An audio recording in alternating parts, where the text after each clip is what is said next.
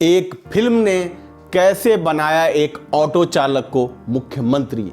एक फिल्म ने कैसे बदल कर रख दी पूरे महाराष्ट्र की सियासत। एक फिल्म की पटकथा ने कैसे लिख दी महाराष्ट्र की राजनीति की नई पटकथा।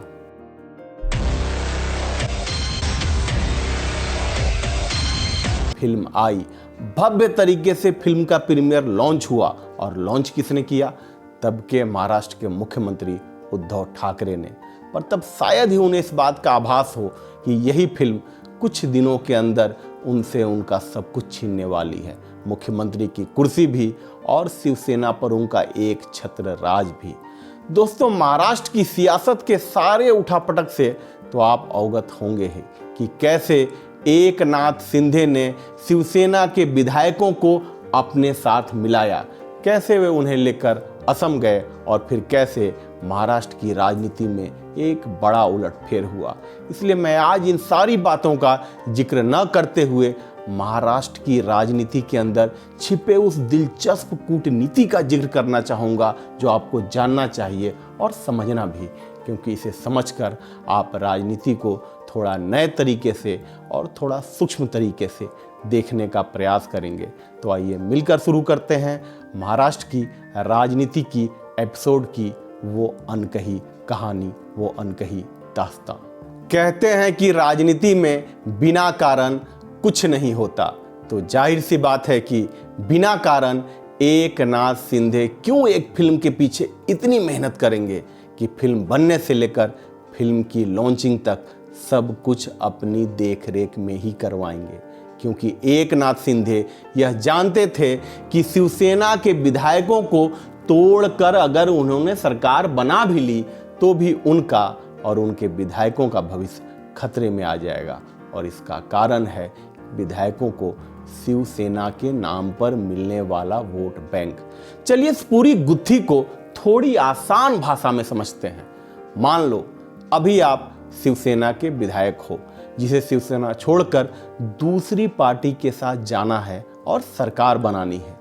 तो जब संविधान के नियमानुसार शिवसेना के 2/3 विधायक अपनी पार्टी छोड़कर किसी और पार्टी के साथ सरकार बना रहे हों तो आप भी उनके साथ सरकार बनाने में शामिल हो सकते हो। पर 5 साल के बाद जब आपको दूसरी बार चुनाव लड़ना होगा तो क्या करोगे? क्योंकि वोट तो आपको शिवसेना के नाम पर ही मिले थे और शिवसेना गायब तो एक बड़ा वोट बैंक गायब।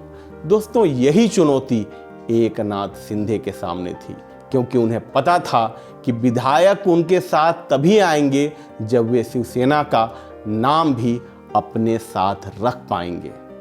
पर एकनाथ शिंदे के साथ यहाँ एक चुनौती और भी थी, और वो थी शिवसेना के उत्तराधिकारी के रूप में एकनाथ शिंदे को खुद को स्थापित करने की चुनौती। और उनके इस राह में चट्टान बनकर खड़े थे उद्धव ठाकरे, जो महाराष्ट्र की जनता के दिमाग में उत्तराधिकारी के रूप में अपनी पकड़ बना चुके थे। इसलिए एकनाथ शिंदे ने सहारा लिया एक फिल्म का। इस फिल्म का नाम था धर्मवीर, जो कि उनके राजनीतिक गुरु आनंद दिघे के जीवन पर बनी थी। अब इस पूरे राजनीतिक समीकरण को समझने के लिए आपको थोड़ा आनंद दिघे के बारे में भी जानना होगा, क्योंकि एक ऑटो चालक के महाराष्ट्र के मुख्यमंत्री की कुर्सी तक पहुंचने की कहानी इसी व्यक्ति के आसपास घूमती है। दोस्तों, 1966 में जब शिवसेना बनी तो बाला साहब ठाकरे अक्सर बैठक करने मुंबई के ठाणे जिले में जाया करते थे और वहां उनका भाषण सुनने एक बेरोजगार युवक आता था जिसका नाम था आनंद दिघे, जो बाद में एकनाथ शिंदे के राजनीतिक गुरु बने। यह युवक बाला साहब से इतना प्रभावित हुआ कि इसने शिवसेना ज्वाइन कर ली और एक कार्यकर्ता के रूप में काम करने लगा। पर यह सिर्फ काम नहीं बल्कि एक युग की शुरुआत थी, क्योंकि तब किसी ने यह सोचा भी नहीं था कि आनंद दिघे एक दिन इतने बड़े हो जाएंगे, इतने बड़े हो जाएंगे कि वे बाला साहब की बराबरी पर खड़े हो जाएंगे। दोस्तों, ऐसा नहीं था कि ये सब आसानी से हो गया।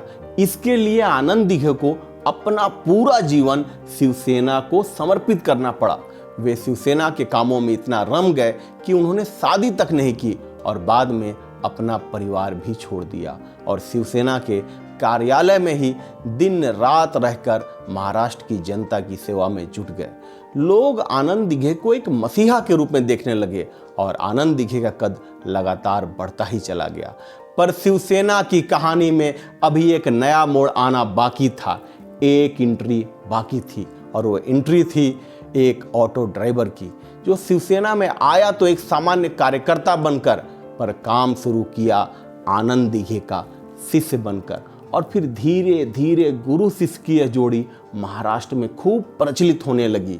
इसी बीच महाराष्ट्र में कई हिंदू पर्व जैसे नवरात्र और दही हांडी को एकनाथ शिंदे ने अपने गुरु के साथ मिलकर इतना भव्य तरीके से मनाया कि वो लड़का हिंदुत्व का पोस्टर बॉय बन गया। और कहते हैं कि लोग शिवसेना के दूसरे बाला साहेब ठाकरे आनंद दिघे का एक स्वाभाविक उत्तराधिकारी एकनाथ शिंदे को मानने लगे और यह बात उद्धव ठाकरे को कभी रास नहीं आई। पर इस फिल्म के माध्यम से एक बार फिर से एकनाथ शिंदे ने अपने गुरु आनंद दिघे को महाराष्ट्र की जनता और शिव सैनिकों के बीच जीवित कर दिया और उनके साथ जीवित हो गई एकनाथ शिंदे की वो कहानी जिसने एक ऑटो चालक को एकनाथ शिंदे बना दिया। इस फिल्म में उद्धव ठाकरे को कहीं नहीं दिखाया गया है और कहते हैं कि उद्धव इस बात से इतने नाराज हुए कि उन्होंने फिल्म को पूरा देखा तक नहीं। पर इस फिल्म के बाद उन्हें मुख्यमंत्री की कुर्सी भी छोड़नी पड़ जाएगी, ये उद्धव ने कभी सोचा नहीं होगा। पर उद्धव सरकार गिराने से पहले एकनाथ शिंदे ने इस फिल्म को शिव सैनिकों तक पहुंचाया, ताकि जब ये बात उठे कि शिवसेना का असली वारिस कौन है, तो शिव सैनिक और महाराष्ट्र की जनता दोनों के दिलों में एकनाथ शिंदे के लिए सहानुभूति की लहर उठ सके। दोस्तों, राजनीति हमेशा भावनाओं के गलियारों से होकर गुजरती है और राजनीतिक उड़ान भी तभी संभव है जब पैर जमीन पर टिके और दिल दिलों से मिले।